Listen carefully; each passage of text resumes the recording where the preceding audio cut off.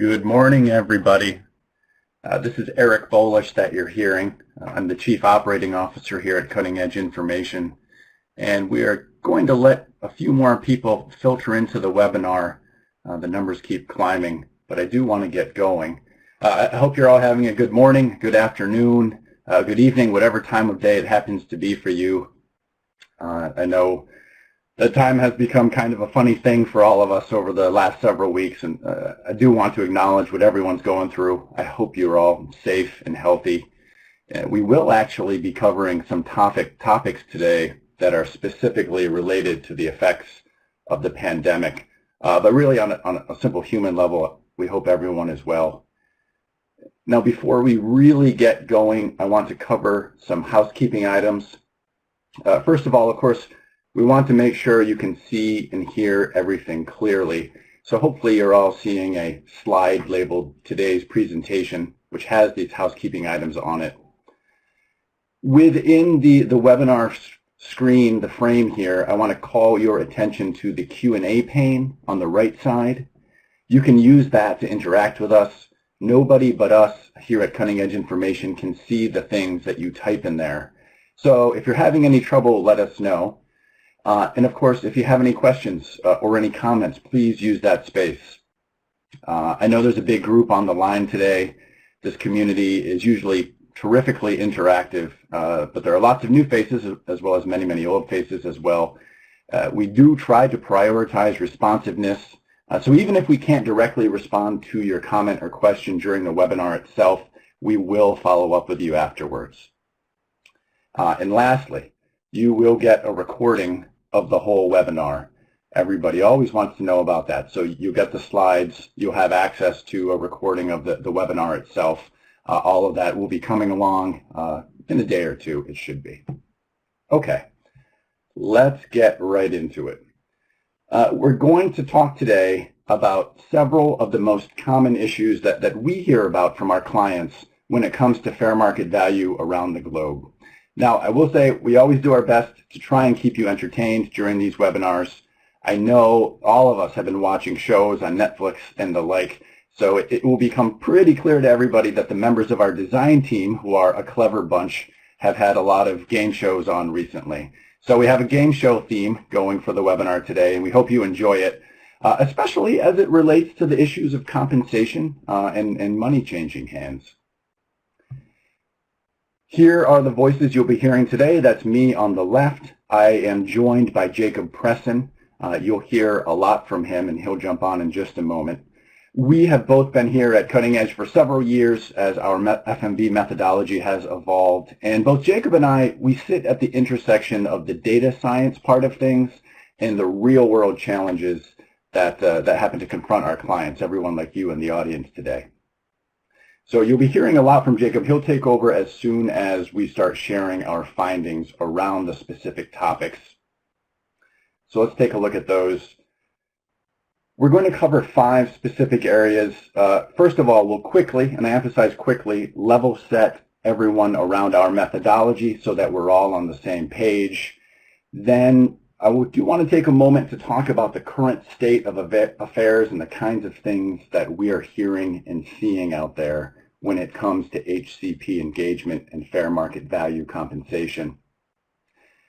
Then we have 3 areas that are specifically related to setting FMV. The first is accuracy and global rates. So we'll talk about rate setting and how we can make sure that FMV rates are accurate on a global scale and not necessarily just in one market or just one region or another.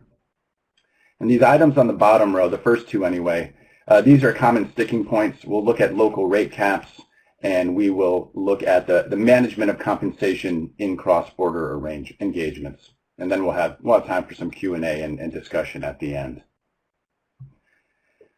So let's get into the methodology. We'll talk about where the data come from. We have just 2 slides here before we get into the rest of the findings. Many of you know exactly who we are, but we've been around since 2002. And for the last several years, we've been solely focused on issues of fair market value compensation and HCP engagement. Now, the way we do that is via our research methodology. We run an annual data collection initiative. Many of you in the group today are a part of this effort.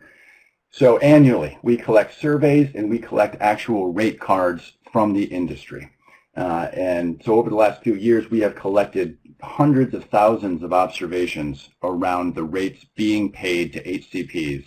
And that's global. So we look at every possible country that we can and hundreds of different types of specialists, HCPs and non-HCPs. We put that data through a model that incorporates a host of market and economic factors to produce hourly FMV rates, and that's what we do. That's our main product, hourly FMV rates. Now, the topics we'll discuss today, they're directly connected to this process, of course, and the knowledge that we come by, it's actually usually a byproduct of doing this kind of data work. So as we develop the rates and talk with clients about how they're setting rates and the challenges that they're facing, that's where we come across the content that forms the topics we'll be talking about today. Okay, so here is the first of our big topics of the day. And in many ways, at the moment, it's one of the only things that matters or seems to matter. I'm going to turn things over to Jacob here so he can talk a little bit about what we're seeing. Thanks so much, Eric, and thank you all for joining us today. So just to kind of give a brief lay of the land, I'm sure a lot of you are already aware of the challenges we're facing, but just to kind of quickly summarize where things stand in this new reality in which we find ourselves. So one of the first things that we saw adopted pretty much worldwide in response to COVID-19 was a restriction on large gatherings. So obviously that's going to come at the expense of speaking engagements and conferences, which we know are important to our clients. Companies are going to have to adapt to engaging with key stakeholders without the ability to necessarily be there in person or even have the convenience of engaging with them under the auspices of a larger conference. So I'm interested to see the innovation that we'll see on that front from the industry.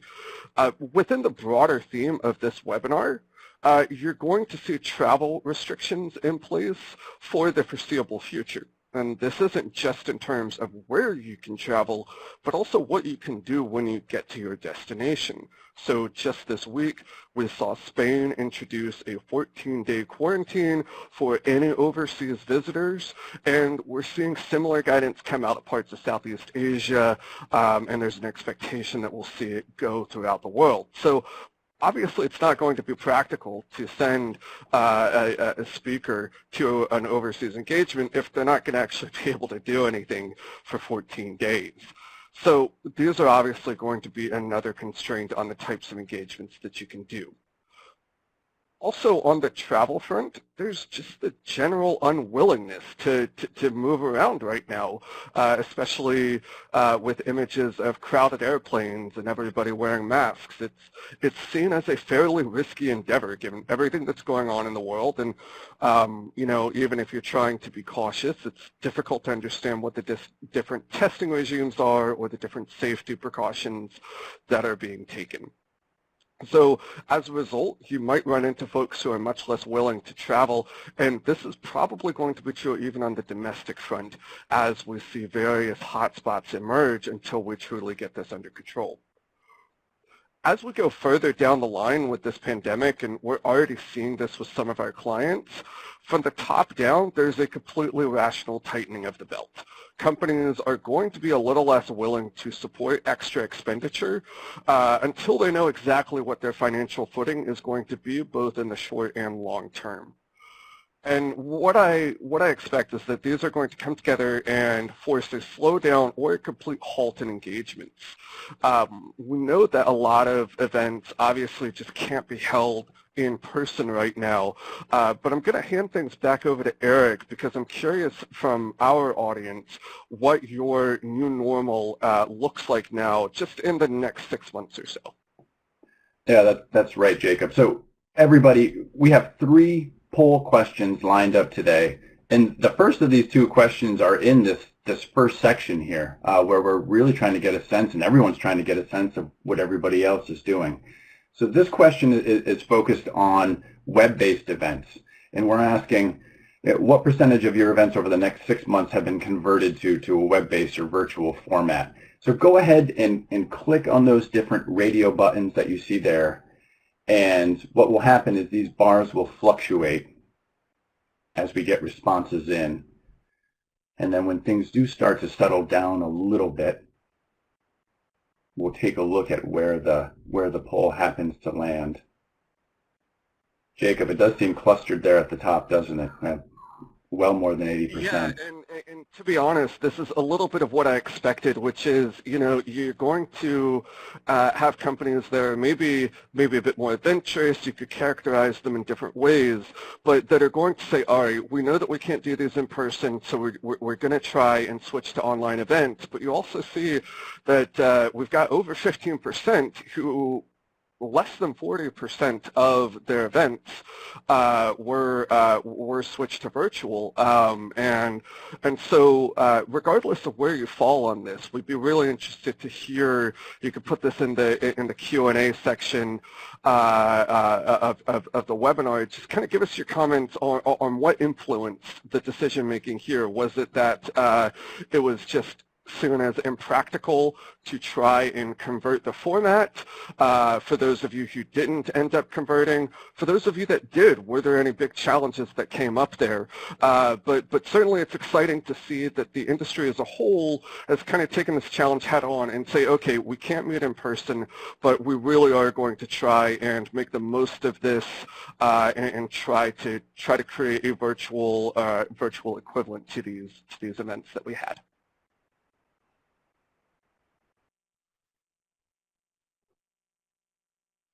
And really, and so that's really in line with what we expected to see. Like I mentioned, the predominant method for the industry up till now was definitely in-person engagements. But what we really are seeing is that companies are really trying to, as much as possible, switch to web-based engagements. For those of you in the U.S., though, I know that there have been some specific challenges around that, particularly around meal delivery. I know that the guidance in the U.S. Around the pharma code standards for when you could drop off a meal, typically you have to have an individual from your company there with the meal. There's a question if virtual events cover or meet that standard, and if you're allowed to drop off a meal at a doctor's office and then have a virtual event with them. We know that a couple of companies that we work with are kind of grappling with that guidance, and so we're interested to see how that develops. Now, switching to more of a long-term outlook, starting in 2021, as I already mentioned, you can really expect belt tightening across the board. So budgets might be restricted going in to 2021.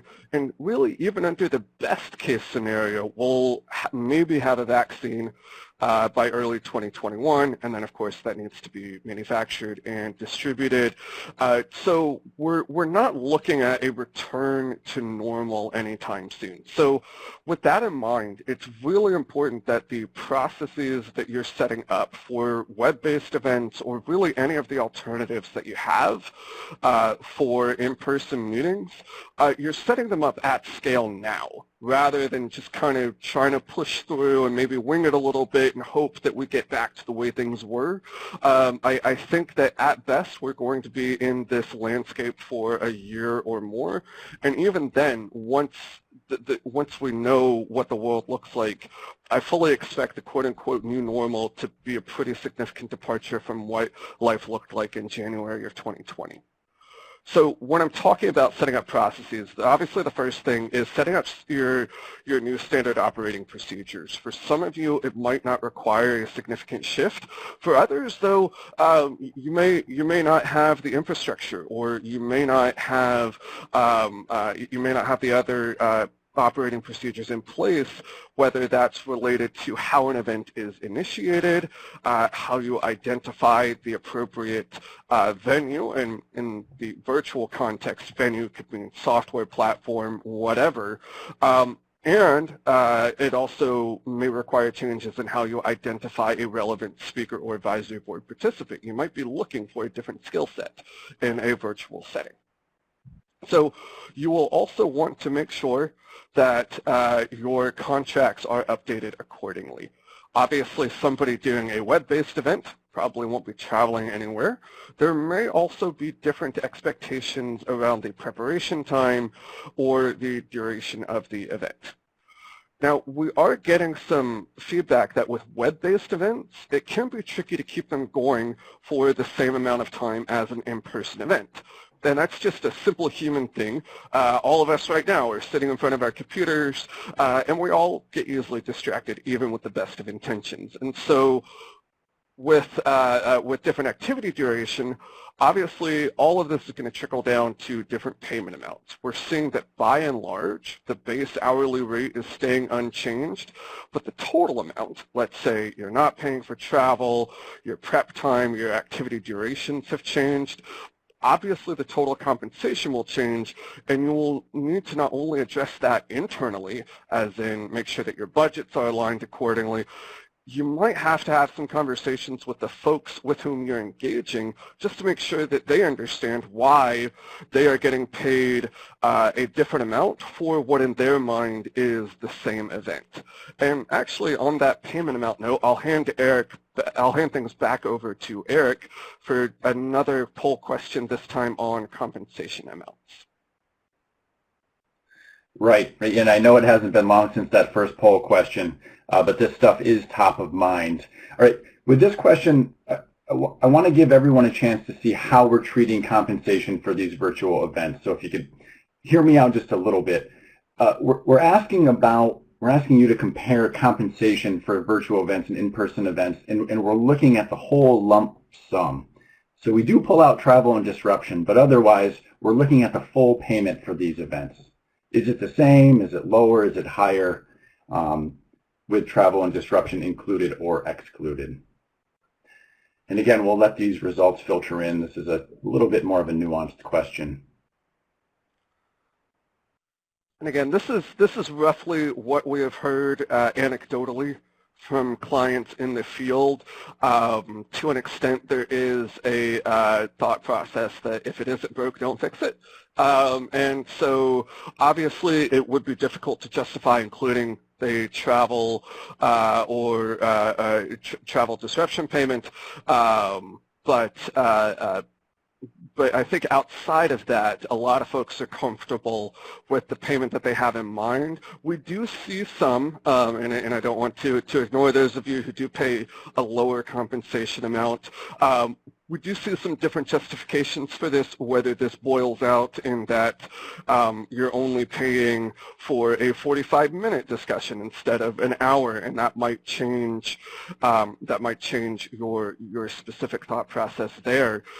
For those of you that are really getting into this and maybe have already had conversations, do feel free to drop a note in the Q&A panel if you've had any specific challenges, either internally or externally, with the HCP around compensation amounts. This is something that we want to, since our main goal is around compensation amounts and FMV, we want to make sure that we're aware of and treating that with delicacy. Yeah, Jacob, if I can jump in here, there are some questions about that coming in. So if you have any questions about how to approach compensation for these events, maybe it's not fully fleshed out in your rate card, or your end users at the affiliate level don't really have a sense of what's going on, hit us with your questions. It's okay, and we'll get back to you. We know that these can be pretty nuanced points, but we're happy to tackle them one by one with you.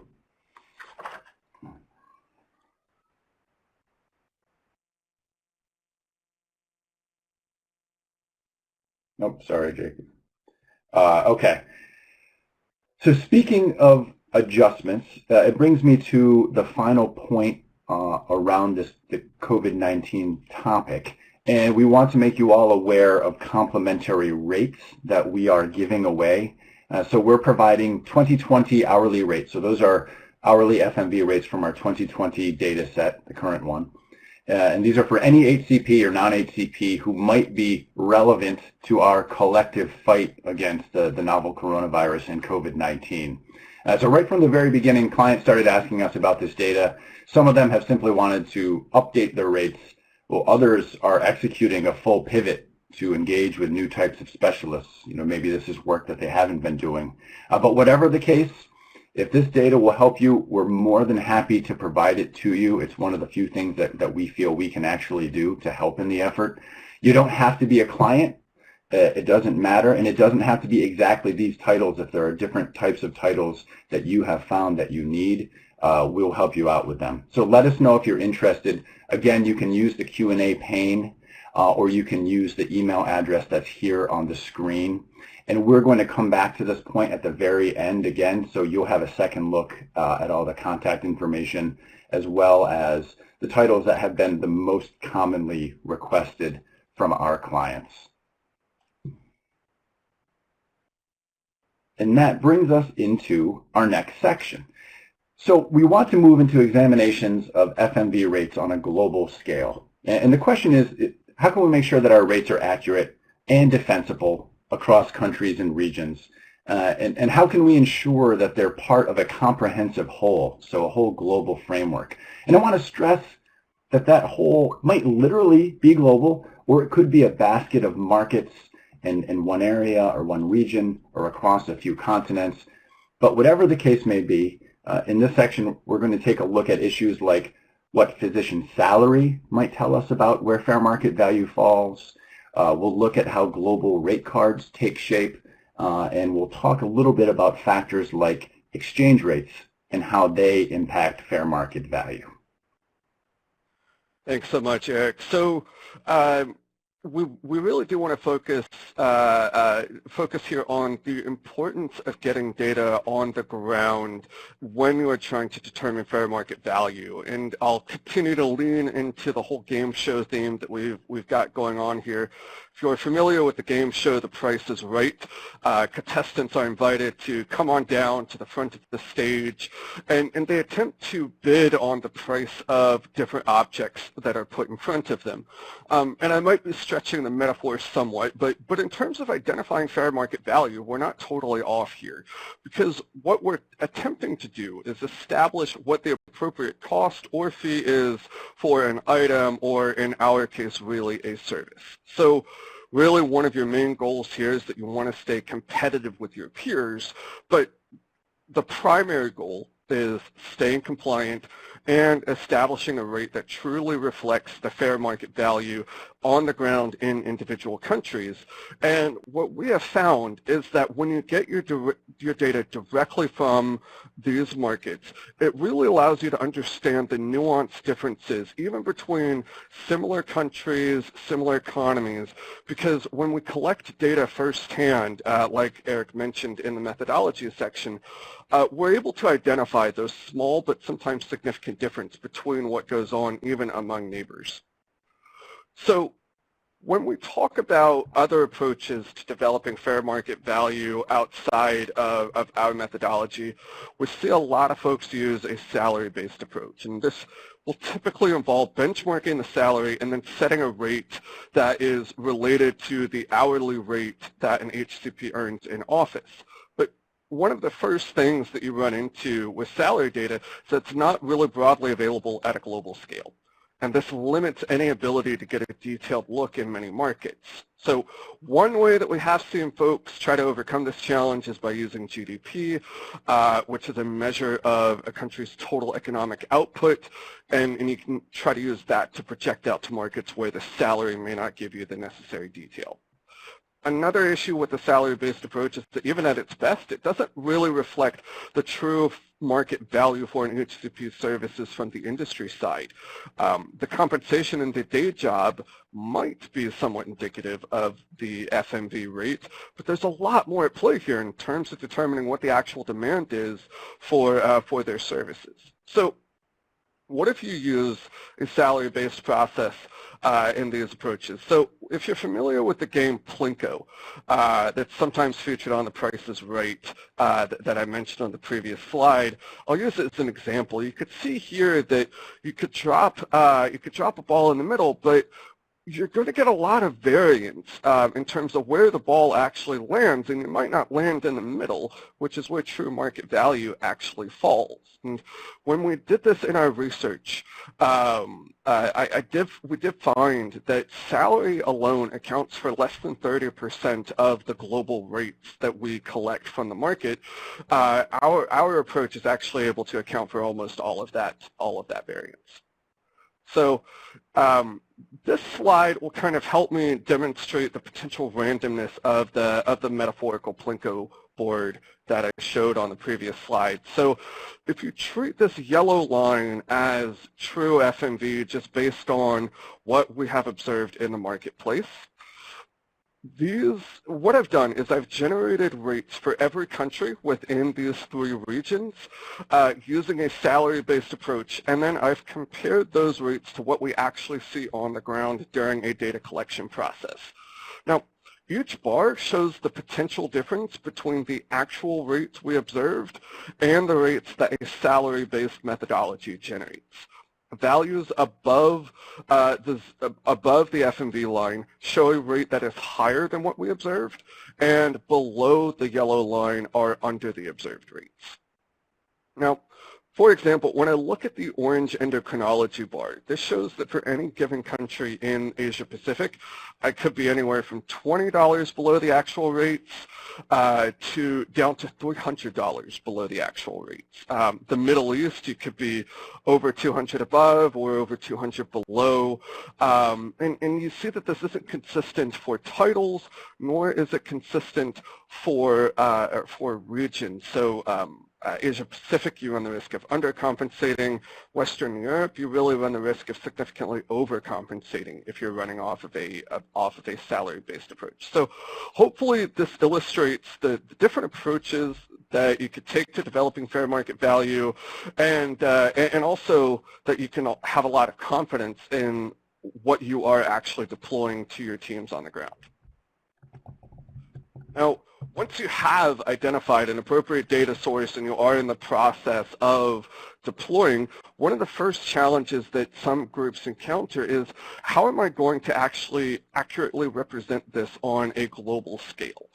One of the easiest ways that you can do that is by using rate cards along the lines of the example that we have here. This is a very minimalist approach, and it just focuses on getting out a rate for each tier for a specialist title. I'm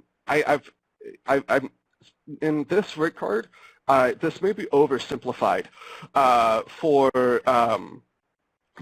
some of you, especially if you have a large portfolio.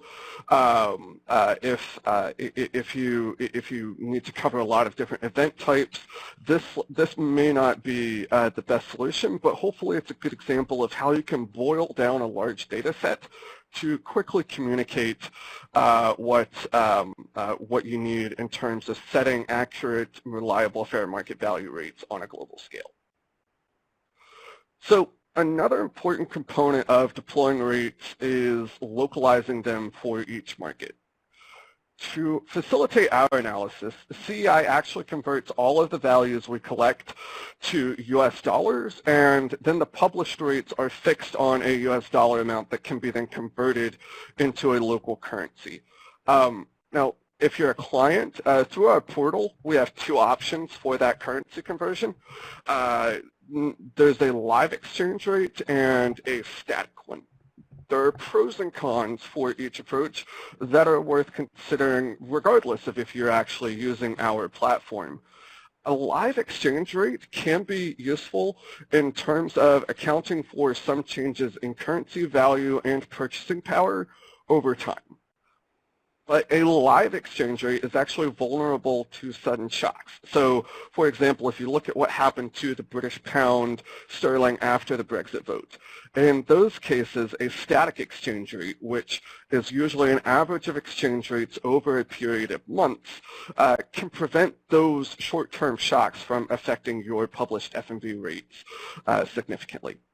Now, we know that in some markets, runaway inflation can present a challenge. Argentina and Turkey are actually recent examples. In these cases, an official benchmark of inflation can be used to adjust rates as needed. And so if you have an official documentation that, inflation is on a 10% annual rate, you can adjust your rates by 10% as long as that's well documented. But in some cases, the inflation rate won't actually truly account for all the changes in an HCP's fair market value, and new data might be needed. And this is especially true in markets that have had severe inflation shocks.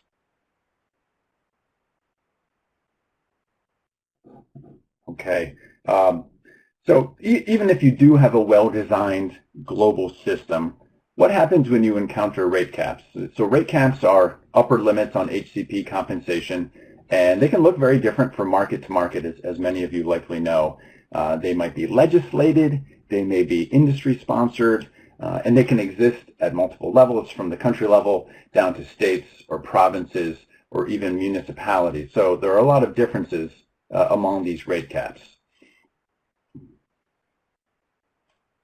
Thanks so much, Eric. So as you mentioned, Eric, these rate caps represent a pretty significant challenge for us and obviously for our clients in the field. So one of the things that can be difficult to wrap our minds around is that in some cases a rate cap is hourly.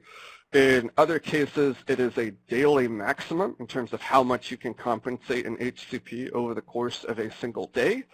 And then in some jurisdictions, we even have an annual cap that limits how much an HCP can earn over the course of a year from the industry.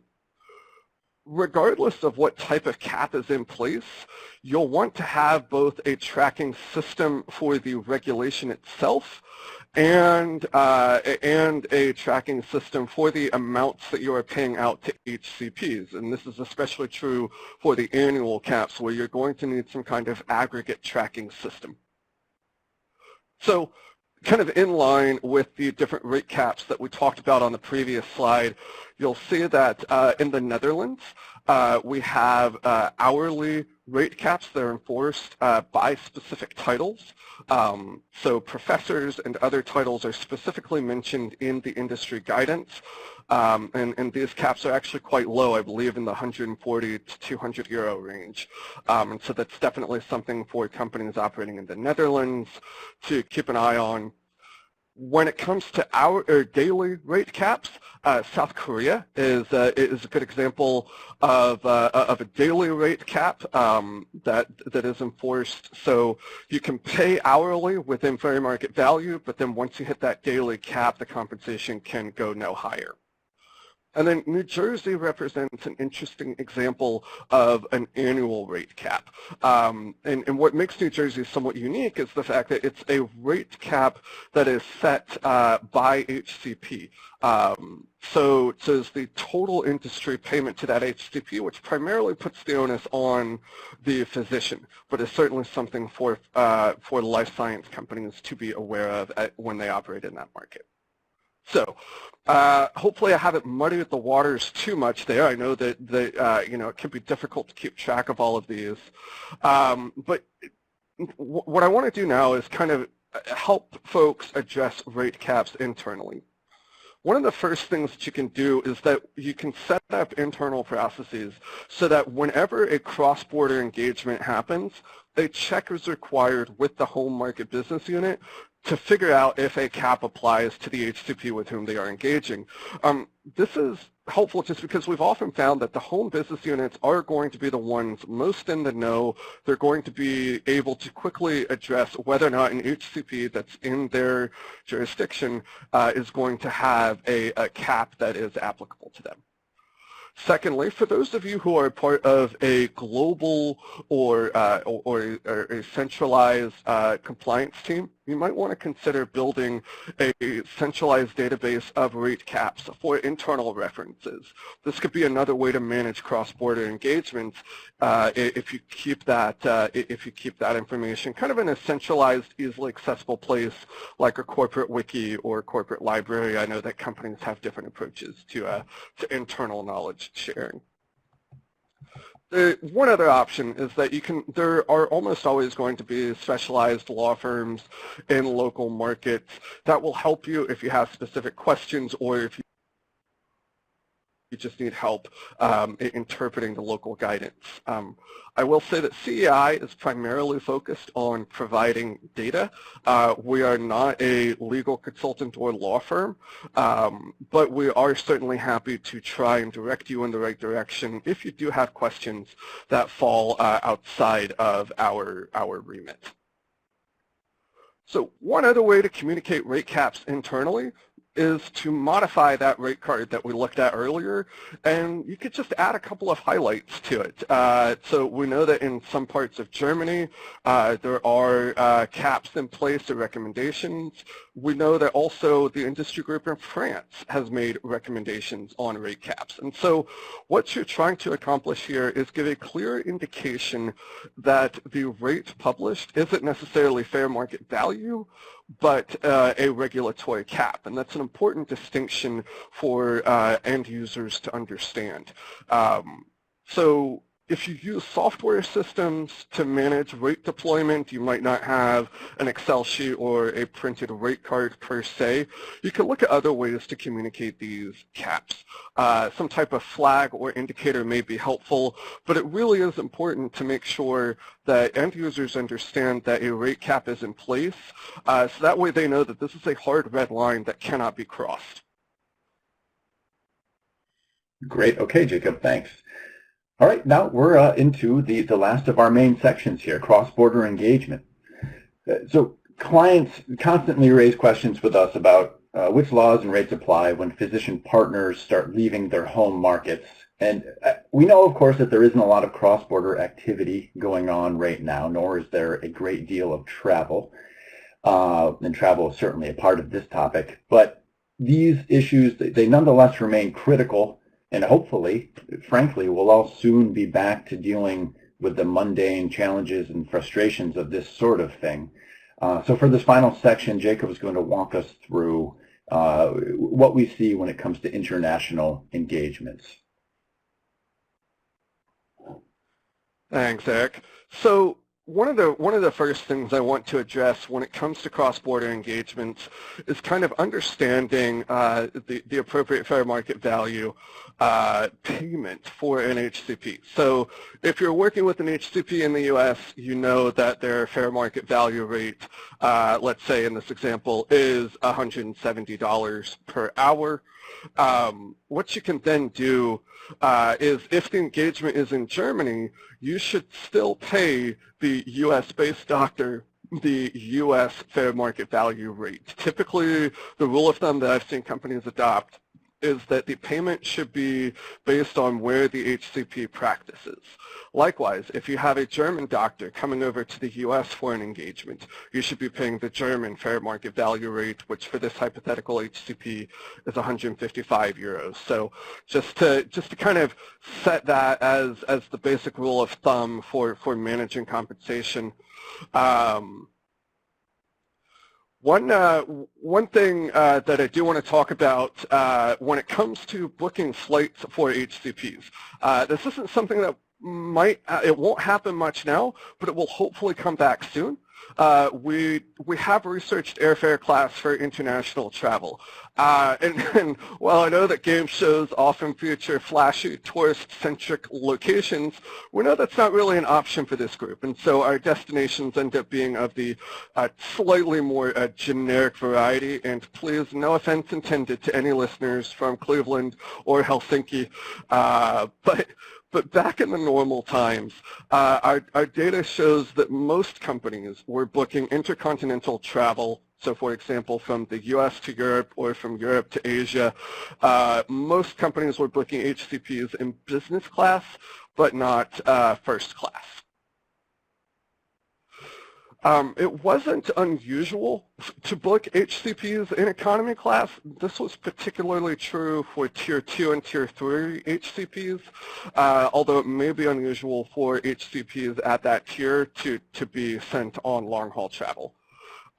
First class is pretty clearly out of favor for HCP travel, but we do get a lot of questions about best practices for booking premium economy, which is increasingly common on international flights because that represents a new intermediate level of comfort for travelers.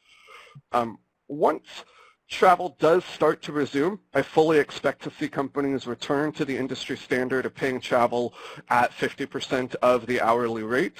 This trend really solidified over the past 3 years, and I don't really see it changing. There are a few ways that you can use that 50% rule of thumb. Feel free to check out the full webinar that we did last year on travel guidance that is available on our website. If you missed that, that kind of goes into a deeper dive on how exactly you can implement that. Now, once long-distance travel becomes more of a realistic possibility, I'm actually less certain about the industry's approach to acclimation time. During our last round of research, there wasn't really a consensus on whether or not to compensate HCPs for a brief acclimation period after extremely long travel. And so in this case, I'm thinking something like East Coast US to Australia, where you're crossing double-digit time zones and can take a toll on the body. One final consideration is meal allowances back when we're all meeting together in person. What we found is that this is best managed a lot really by restaurant type or meal class rather than trying to set a dollar amount, simply because purchasing power changes so significantly across different countries that when you try to just convert a dollar amount to a local currency, you're not always translating appropriately in terms of purchasing power. So you try to focus more on qualitative descriptions of the meal rather than a hard cash limit. So wrapping up our last section here on travel, I want to give us a last poll, and I'll hand things over to Eric for some more information on that topic of premium economy. Yeah, thanks, Jacob. All right, one final poll question here on the day. And like Jacob says, it goes back to premium economy. And this is a more straightforward question than that last one. But which of the following approaches best describes your approach to booking premium economy class? This is a newer development in the world of air travel.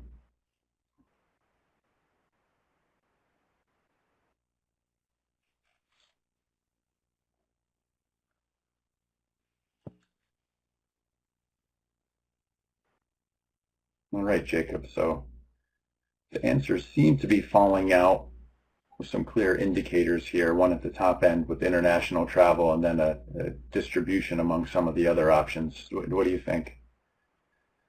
Yeah, and I think it is also very interesting that we don't have a single selection point allowed for all travel. And I think this is actually really in line with what we used to see with domestic versus intercontinental travel, where as I mentioned, business class is quite common for international travel, but domestic travel across the board is typically in economy, and so it almost seems like business and premium economy are kind of treated similarly. That is okay for them on international travel, but if you're traveling domestic, especially something like under 4 hours, it feels a bit of a stretch to put these folks in a higher class. It's also interesting, and I think representative of just how new this can be, that the second most commonly selected option is that it's still handled ad hoc, which I think is entirely reasonable given just given that the really premium economy has only entered the landscape in the past 2 or 3 years, and so in the grand scheme of things, it's still a relatively new phenomenon. Okay, great. Thanks, Jacob. I'm going to bring us into our last slide here for the day. So we're done with the the main findings of the webinar, and I do want to get to some questions. There have been a lot of different comments and questions that are coming in. But before I do that, I want to touch on 2 points. One, if you are interested in any of these titles or similar titles, please do get in touch with us. Leave a comment in the Q&A pane or use that email address down at the bottom. And the next event we have coming up is a webinar later in June when we're going to be looking at the fundamentals of setting FMV. So what are companies doing when they're approaching fair market value and trying to set rates, whether it's in one country or in multiple countries. Okay, now to questions. So remember, use that Q&A pane and feel free to fire away. If we don't get to you now, and I think it might be tough to get to everything, but we will follow up with you. So if something's bugging you, please ask, and this is an opportunity to get one of us to respond to you and address something that you might be challenged by. But let's go back here. Okay, so we got a lot of questions and comments on remote events. And actually, I'm going to tie in the remote events topic to the later topic we covered of cross-border engagements. And somebody made the comment that cross-border engagements are still very relevant. It's just moving those engagements to virtual formats and like virtual ad boards and so on. So it's not as though these other considerations go away just because we can't meet in person. Now, as far as the questions go, here's the first one, Jacob, that I'll throw at you. And the individual is asking, how can we assess prep time for a remote event? Should it be the same as for an in-person event? What do you think, Jacob? What do we see? So it's not necessarily going to be the same, although it certainly could be. I think when you talk about assessing prep time for a remote event, you're going to want to go through the same process that you would as if you were creating a brand new speaking event. And what I mean by that is you're going to want to just make sure that whatever your assumptions are for the prep time, whether that's 2 hours for a 1-hour speech, make sure that those are going to be relevant and that they're still rational and that they're still consistently applied. So where it might change, though, is that let's say you decide, you know what, a 2-hour speaking engagement isn't really realistic in a virtual format, so I'm going to scale this event back. Well, then you should probably also look at scaling the prep time back, because just rationally you're asking the HCP to do a little bit less preparation. So the answer is it can be the same, but it certainly doesn't hurt just checking those underlying assumptions before you move ahead with the existing assumption. Okay, great, Jacob.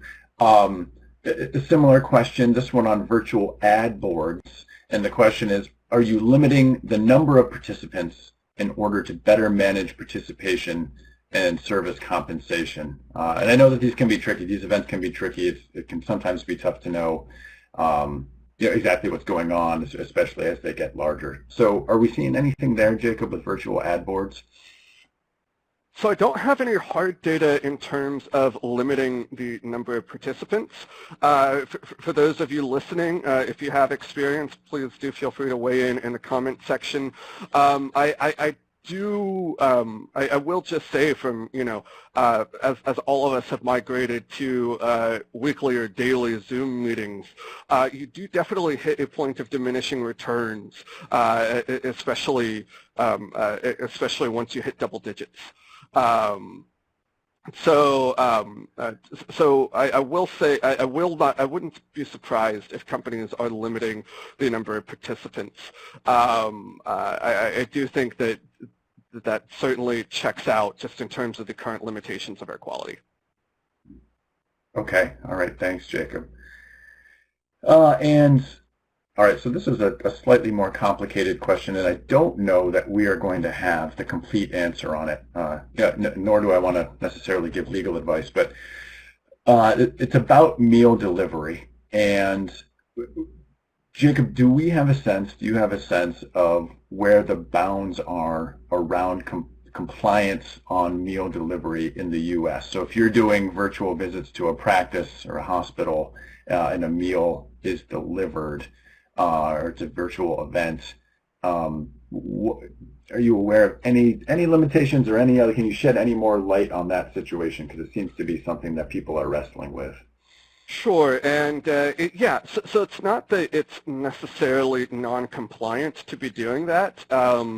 It's just that I think a couple of companies are wrestling with maybe kind of competing with a literal interpretation of the guidance versus a more spirit of the law interpretation of the guidance. And when I talk about guidance, then I'm talking specifically about the pharma code, and I know that a lot of companies are taking different approaches. So I talked with one compliance officer who said that his company is still doing them, but his colleague at a company down the road has said that that they are not comfortable doing it. And so I think this is just a little bit of a gray area. We have seen a couple of states do try to step in. I believe Massachusetts has explicitly extended a sort of safe harbor for a period of time that you can deliver meals in this format. So, you know, I think at the end of the day, what folks end up wrestling with is kind of the literal the literal text of the law versus a potentially more generous interpretation. So it's certainly something that folks are wrestling with. I wouldn't try to lose too much sleep over it, though. Is as close as I will say to giving legal advice. Thanks, Jacob. And in the meantime, while you were responding to that, we've had a number of comments on the virtual ad boards. It sounds like people are limiting the attendees for the ad boards to somewhere between 8 and 10. Some different numbers in there, but we're not seeing any outliers there actually. So keeping the ad board down to around 8, 9, 10 different ACPs seems to be industry standard, or at least the preferred approach there for these virtual events. Yeah, here's a process or methodology question for you, Jacob, and it came in a little while ago in the webinar when we were running through some of the numbers. But the question is, why is all of our analysis done in U.S. dollars? Does that not have the capacity to reduce accuracy when we're looking at local markets? Sure. So the reason that we do all of our analysis in U.S. dollar is really because we want to make sure that we're comparing apples to apples. And if you're trying to, because a lot of what our approach does is focuses on finding the relationships between the rates that we collect on the ground and building that out to a global database. And it's really hard to find relationships between an amount that's in euro and an amount that's in U.S. dollar. And so for that reason, we put everything into the same currency just to help us conduct that analysis as accurately as possible. Okay. And kind of connected to that, there's a question here that goes back to the runaway inflation point in the exchange rates. And Jacob, I can actually jump in and handle this one since I happen to deal with a lot of these questions. But the basic question is, you know, we're dealing with a market where there's runaway inflation, and what's the solution? And Jacob, you referenced a couple of different approaches there, and one was using the rate of inflation to try to adjust your rates. That's definitely one thing we've seen. So you figure out what that inflation rate is, and then you adjust your flat rate or your ranges up or down. But we advise clients to try one of a couple of different approaches. The one that we actually prefer, and it connects to that U.S. dollar point, is to go back to U.S. dollars and see what the rate is supposed to be on an hourly basis, and then use the current exchange rate. And so in our minds, that's the best way to get a stable exchange for today as opposed to yesterday or tomorrow. That's the pro associated with it. The con, of course, is that it's relatively fiddly, and it requires an end user on the ground to be doing these exchanges. And that may be further than you want to go. You may be operating within a system that doesn't allow for that, so that can be tricky.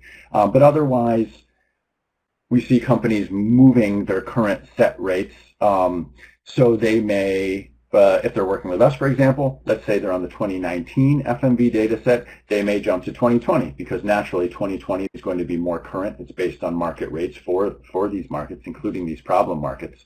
And so you will be getting a more current rate. Theoretically, it reflects inflation there. Connected with that, sometimes as an alternative, sometimes hand in hand with that, we see people paying at a higher percentile. So if you've been paying at the 65th percentile, and side note, we provide all of our rates in percentiles. We usually focus on rates between the 25th percentile being paid in a market up to the 75th percentile being paid. And that allows some flexibility. So if you're paying at the 65th percentile and suddenly HCPs are saying it's not nearly enough, or you know just from observing that inflation is going crazy, you can move up to the 70th percentile, the 75th percentile. Maybe it solves the problem, maybe it doesn't, but at least you know there's some upward flexibility there. A lot of these are temporary solutions, of course, because if the currency volatility continues, and perhaps it's usually associated with some socio-political unrest, then you know that the numbers are going to continue to fluctuate. So usually we see these clients returning to these markets and examining them a month down the road, 6 months down the road, that sort of thing. And of course, the affiliate, the end users on the ground are going to be the first people to tell you when there's a problem in that market. All right, we're running short on time here, and I do know that everyone needs to get to other meetings and other Zooms for that matter. So I want to thank everybody for joining us. There are a lot more questions that came in through the Q&A pane. We're going to address each one of those individually. Otherwise, thanks. If you need to get in touch with us, please use the contact information on the screen, and we look forward to seeing you at future events. Thanks, everybody. Have a great day. Thanks so much, everybody.